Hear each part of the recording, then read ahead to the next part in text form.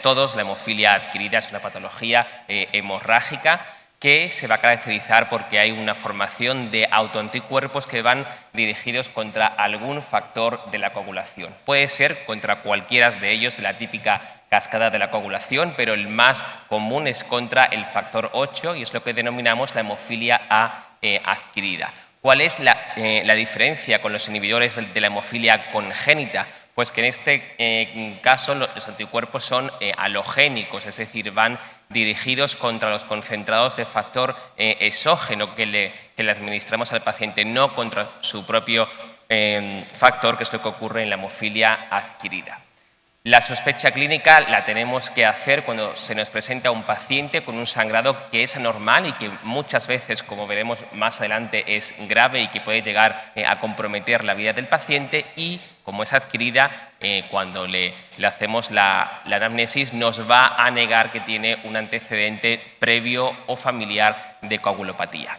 Los autoanticuerpos pueden ser contra cualquiera de los factores de la coagulación y el subtipo de inmunoglobulina, la más frecuente, es la IgG, aunque también puede ser la IgA o la IgM. Esas enfermedades no siempre van solas y, de hecho, en la mayoría de las ocasiones van acompañadas de una causa subyacente. En la mayoría de los casos de enfermedades autoinmunes, que en la siguiente charla creo que lo van a explicar con más profundidad, aunque también pueden ser secundarias a neoplasias. Esta es una enfermedad rara y yo diría muy rara. La Federación Española de Enfermedades Raras define ese tipo de patologías como aquella con una incidencia inferior a un caso por 2.000 personas. Pues bien, en la hemofilia adquirida la incidencia es de 1,5 casos por millón de habitantes o año. Aunque es verdad que esta incidencia puede estar infraestimada porque en muchos casos no hay registros. Los especialistas, otros especialistas, desconocen esta enfermedad, con lo que no nos lo remiten y, como ya veremos, el diagnóstico de esta enfermedad es muy complejo y puede llevar a un retraso y a no poder confirmarlo en el paciente. Con respecto a la epidemiología, esa es una enfermedad en el que se desarrolla en dos picos de edad. La más frecuente en pacientes con una edad entre 60 y 80 años y en este caso va a afectar igual a hombres y a mujeres. Y un segundo pico, y esto es muy importante, en mujeres entre 20 y 40 años porque va a estar en relación con el parto y puede haber hemorragias muy graves en el parto o en los siguientes meses. Con respecto a la etiología, la mitad de los pacientes no tienen o se consideran que es idiopático, es decir, no se relacionan con ninguna otra enfermedad, pero en el restante 50% se relaciona con otras causas como las enfermedades autoinmunes, las neoplasias o, recordamos una vez más, el parto y en las embarazadas. Pasamos al segundo bloque, a la clínica. Como ya sospechamos, la clínica va a ser de una hemorragia grave y que en muchas ocasiones puede llevar a comprometer la vida del paciente. Como es adquirido, ya hemos dicho, no va a tener ningún antecedente previo de diátesis hemorrágica. ¿Dónde se van a localizar esas hemorragias? Las más típicas van a ser en la piel. Vemos en esta imagen, ¿no? Esa es una hemorragia tras una venopunción, pero también pueden ser en tejidos blandos y, en definitiva, puede darse en cualquier otro tejido. Si se ocurre en el músculo, habrá que descartar un síndrome compartimental por las complicaciones que esto tiene, pero también se puede dar en el intestino, en el cráneo y, repetimos una vez más, en el posparto, porque esas hemorragias pueden ser muy graves y que van a obligar a la histerectomía en la paciente.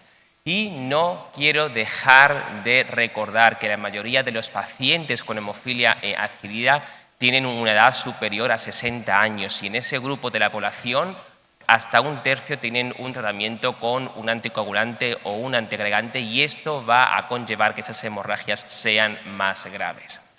Aquí os pongo varias imágenes, esas son las más típicas y las que ninguno se nos va a pasar por alto, son hemorragias muy profusas en la piel, aunque hay que decir que no siempre es así, no siempre es tan llamativo.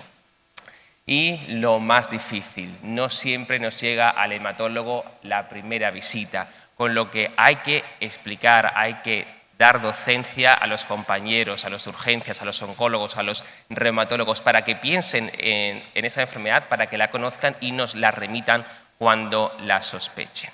Y es que el retraso diagnóstico en esa enfermedad tiene consecuencias muy graves. Ese es un estudio español en el que se evaluó el diagnóstico en una cohorte de 20 años y se objetivó que la mediana de tiempo desde el primer sangrado hasta el diagnóstico definitivo fue de 19 días. Y esto es un tiempo muy largo y que en la actualidad estamos trabajando para minimizar este tiempo.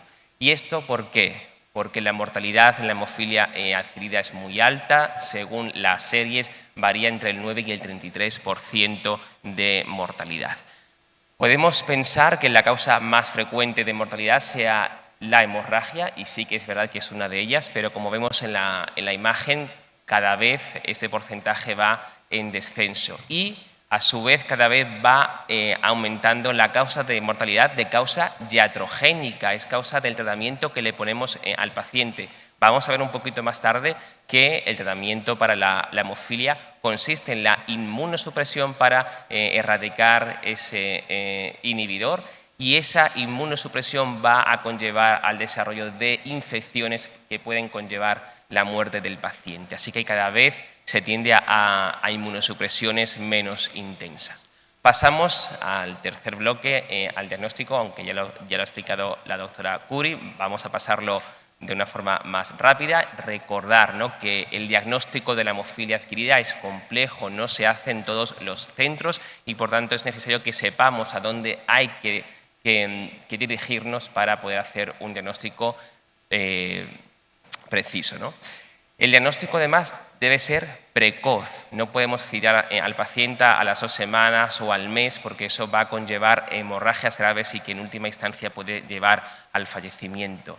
Y esto siempre se lo digo yo a los residentes, no hay que excluir a los pacientes que están con un tratamiento con un antiagregante o un anticoagulante y no achacar esa hemorragia, ese hematoma a su warfarina o cualquier otro tipo de fármaco. En ese tipo de pacientes también debemos de excluir este tipo de patología.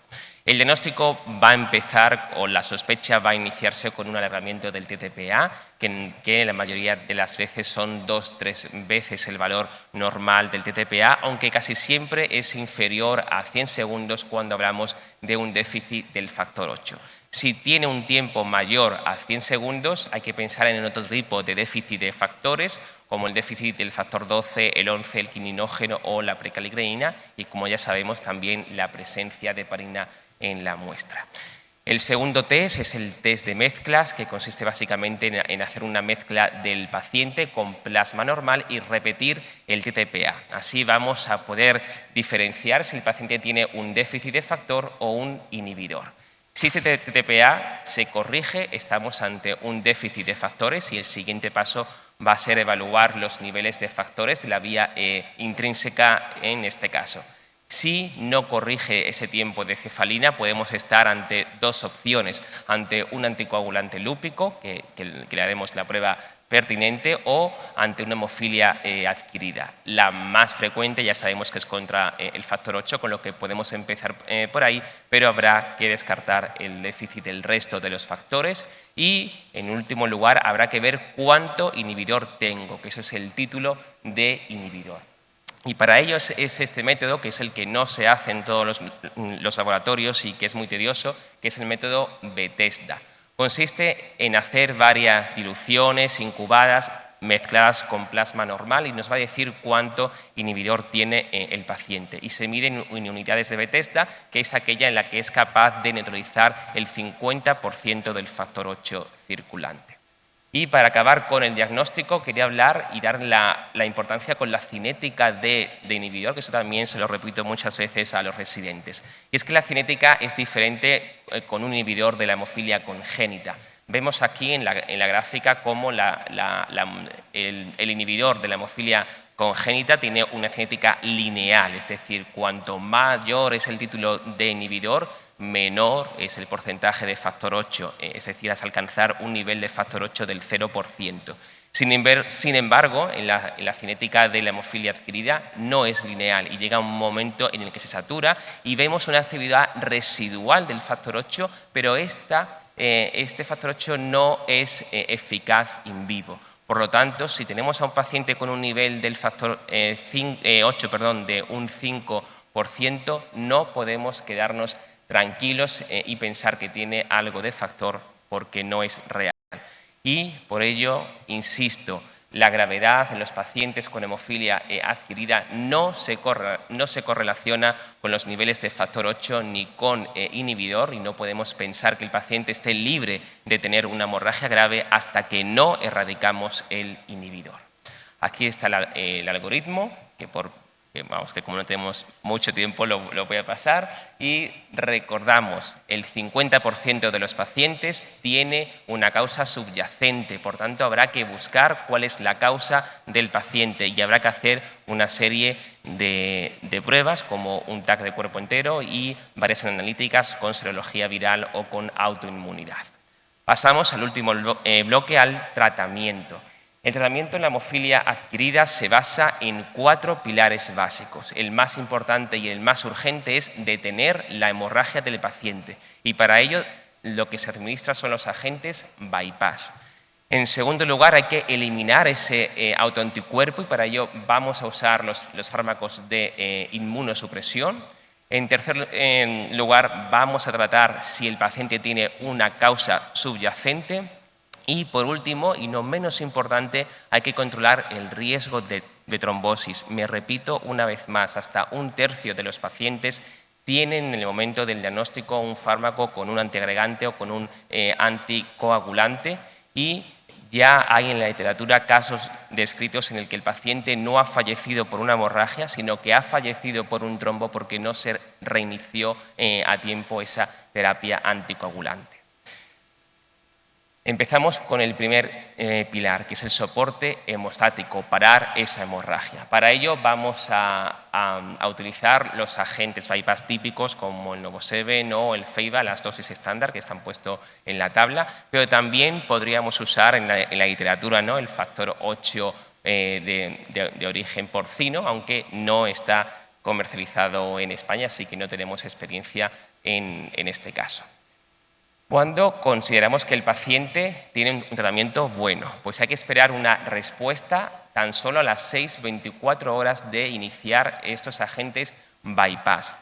Si a las 24 horas el paciente no responde bien, hay que considerarlo un fallo en la terapia. ¿Cuándo se considera? Bueno, esta es la tabla, pero a modo muy de resumen es cuando esa hemorragia está en progresión, cuando hay un descenso en la hemoglobina y todo esto es a pesar del soporte con las transfusiones, o cuando el paciente tiene un incremento del dolor en la zona del hematoma. En esos casos podemos hacer 3 actitudes. En primer lugar, vamos a aumentar la dosis del fármaco o disminuir el intervalo en las administraciones. También lo que podemos hacer es cambiar un agente bypass por otro, el Novoseven por el Feiba o viceversa, o bien, en los casos más graves, combinar ambos agentes bypass. El segundo pilar del tratamiento es erradicar el inhibidor y para ello vamos a usar una inmunosupresión, pero ya he dicho antes, cada vez lo que se tiende es a una inmunosupresión menos intensa para disminuir las infecciones en los pacientes. Así vemos una evolución desde el 2009 hasta la última guía en el 2020 y si ya en el 2009 lo que nos decían era de tratar con esteroides más otro inmunosupresor, la ciclofosfamida, durante 6 semanas, en la última guía nos dicen que los pacientes de riesgo más bajo utilizar solo corticoides durante 3 o 4 semanas y si no va bien ahí añadiremos una inmunosupresión. Las dosis a las que se emplea son las típicas, la prednisona a 1 miligramo kilo día, el rituximab a 375 miligramos por metro cuadrado y la ciclofosfamida a 1,52 miligramos kilo día. Hasta aquí el tratamiento de la hemofilia adquirida junto con la causa subyacente. Pero también hay que dar un soporte, hay más vida aparte del momento más agudo. Me repito, creo que es la tercera vez, Hay pacientes que en el momento del diagnóstico tenían un tratamiento con un anticoagulante. Hay que reiniciar la terapia cuando los niveles de factor sean superiores al 50%. No debemos esperar a un 100% porque hay casos con un resultado fatal, ¿no?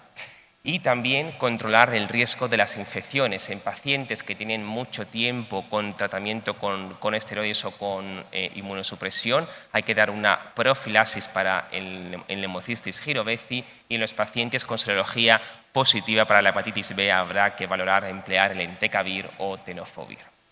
Y ahora vamos a hablar de la gran novedad de la hemofilia adquirida en el subgrupo de pacientes con hemofilia, es decir, con déficit del factor 8. Y para ello, bueno, pues vamos a hablar del emicizumab, que me imagino que muchos lo conoceréis porque es un anticuerpo monoclonal que se emplea para los pacientes con hemofilia congénita, y los resultados son muy buenos y ha cambiado el paradigma en este grupo de pacientes. Con esa experiencia se ha intentado adoptar, ¿no?, los resultados en la hemofilia adquirida, y hay varios grupos, y de ellos el que se sigue más frecuentemente es el grupo de Japón, en el que emplea unas dosis de carga muy altas, 6 miligramos por kilo el día 1, 3 miligramos por kilo el día 2, y luego una dosis de mantenimiento 1,5 miligramos kilo una vez a la semana. Así se han hecho estudios en el que se ha comparado emplear la terapia estándar con una inmunosupresión alta, que es la estándar, y otro grupo de pacientes que se ha empleado el emicizumab con inmunosupresión mucho más leve. ¿Cuáles son los resultados? Pues en primer lugar, cuando vemos la supervivencia global, vemos que hay una gran mejoría, más del 20%, como vemos en la gráfica. Cuando se evalúa el sangrado fatal, es verdad que es igual en ambos grupos, es decir, son pacientes muy graves, pero cuando tenemos en cuenta el sangrado total, vemos que en los pacientes con emicizumab tienen una tasa mucho más baja de hemorragias. También las infecciones fatales, es lógico, los pacientes con una inmunosupresión más intensa se van a infectar más y tienen una tasa de infecciones más alta, del 17%, frente al 4% solo en los pacientes con emicizumab. Y por último, la remisión. Sí que es verdad que vemos cómo la remisión en los pacientes con emicizumab es más lenta, y eso es debido porque la inmunosupresión es más suave, pero al final del seguimiento la tasa de remisiones es similar en ambos grupos. ¿Cuál es la experiencia en nuestro centro con este fármaco? Pues bueno, desde hace un año hemos venido empleando el emicizumab, y ya tenemos una experiencia de 7 pacientes con una edad media de 79 años. La clínica hemorrágica es la estándar, en todos ellos con sangrado en la piel, en los músculos, un paciente con hematuria y otro con un sangrado oral. Con respecto a las causas, en 2 pacientes se diagnosticaron un cáncer activo en pulmón y en lengua, y en los otros 5 casos no se encontró ninguna causa. En el momento del diagnóstico, un paciente estaba con anticoagulación con dabigatran y otro paciente con antiagregación con aspirina, y la media del nivel del factor 8 era de un 1%. Con respecto a la terapia que le pusimos a los pacientes, en 5 de ellos se empleó un agente bypass, en todos ellos el Novoseven y en uno de ellos el Feiba, pero, y aquí es lo más importante, 2 pacientes no precisaron un agente bypass. ¿Y esto por qué? Porque lo empezamos directamente con emicizumab. Y el tiempo medio desde el diagnóstico hasta empezar con emicizumab fue de 9 días. Esto es verdad que fue más difícil en los primeros pacientes porque había que convencer a la farmacia y a la gerencia del hospital, pero en los últimos pacientes han sido muy rápidos, ¿no? Y ahí vemos cómo ese rango va desde un día, ¿no? La dosis, la misma que la de los japoneses, y la mediana de tratamiento con emicizumab fue tan solo de 7 semanas. Con respecto a los resultados de eficacia, las hemorragias, ninguna grave después del tratamiento con emicizumab, y también muy importante la necesidad de transfusiones. Se pasó de una media de 4 concentrados de hematíes previo al inicio con emicizumab a ningún concentrado de hematía después de emplear emicizumab. Con respecto a la inmunosupresión, en 5 pacientes se empleó la ciclofosfamida más los esteroides y en 2 el rituximab más esteroides. Aquí otro dato muy importante es el ingreso en el hospital, porque fue un ingreso muy corto, con una media de tan solo 7 días. Los que lleváis hemofilias adquiridas sabéis que esos pacientes están ingresados un mes o más, porque es muy difícil el manejo o el control de las hemorragias, y vemos en ese rango que hasta un paciente, y esa ha sido la última paciente, 0 días de ingreso. Hemos conseguido manejar una hemofilia adquirida desde su casa. Esto es todo un hito. Con respecto a los eventos adversos, no se observaron ningún trombo ni una recaída de hemorragia. Los 2 pacientes con cáncer, pues al final han terminado con un éxito, pero fue debido a la progresión del tumor, no a la hemofilia, y un paciente con una infección leve que se recuperó. Con todo ello, las conclusiones que sacamos es que en nuestra serie el uso de emicizumab en hemofilia adquirida nos ha dado gran cantidad de ventajas. En primer lugar, un control rápido y muy eficaz de los sangrados, y eso ha conllevado que no han necesitado ningún tipo de soporte con transfusiones y una estancia en el hospital muy corta. Todo ello ha mejorado y ha disminuido el coste sanitario. Y quiero incidir en el coste, porque eso fue una de lo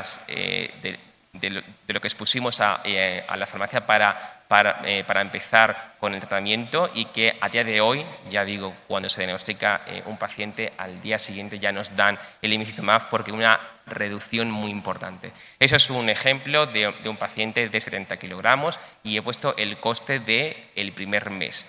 Hasta ahora el tratamiento estándar, el Novoseven, que sabéis que las dosis van variando, pero he puesto una media de 90 microgramos kilo cada 6 horas. Esto es un coste de 500.000 euros.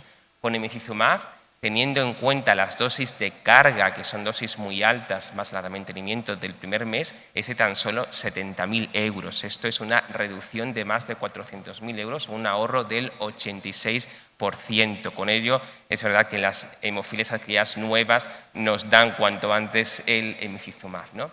Y esto hay que sumar el ahorro de los costes, porque el paciente no ingresa o ingresa mucho menos, no hace falta ningún tipo de transfusión, y también vamos a disminuir las complicaciones a medio plazo de la inmunosupresión intensa. Todo ello, bueno, pues nos ha llevado a estar en diferentes medios de comunicación, porque hemos sido el primer centro en España, y hemos llevado esta experiencia a diferentes congresos, en la JAD, en el AS, en la STH, y bueno, como conclusión, pues decir que emicizumab nos ha aportado gran cantidad de ventajas, ya la hemos comentado todas, pero también no todo es bonito. Quiero dejar una cosa muy clara, es que el emicizumab nos va muy bien, pero recordar que en aquellos casos con una hemorragia grave habrá que asociar un agente bypass junto con emicizumab.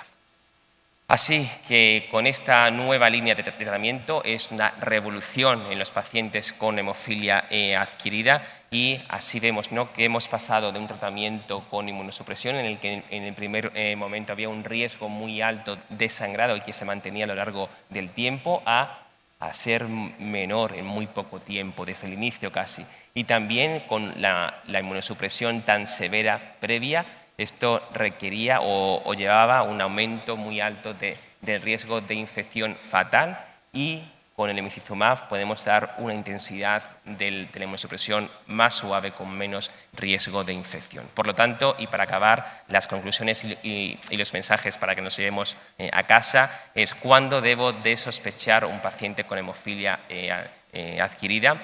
Es en un paciente que tiene un sangrado anormal, que nos dice que no tiene ningún antecedente de clínica de sangrado, y en la analítica tiene un tratamiento del TTPA que no corrige con el test de mezclas. Todo ello llevará a una sospecha alta de hemofilia adquirida.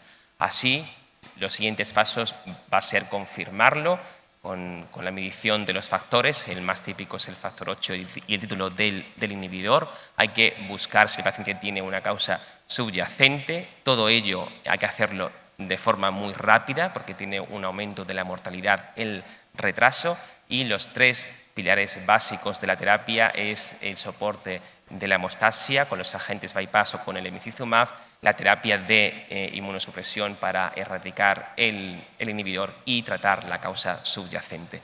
Muchas gracias a todos vosotros, también a mi equipo y también a la Asociación Malagueña de Hemofilia, que el año pasado pudimos hacer el Camino de Santiago juntos en pacientes con artropatías, que ya sabéis todos cómo es, y conseguimos hacer ese camino, y esta es la foto cuando llegamos a la Catedral de Santiago de Compostela. Muchas gracias.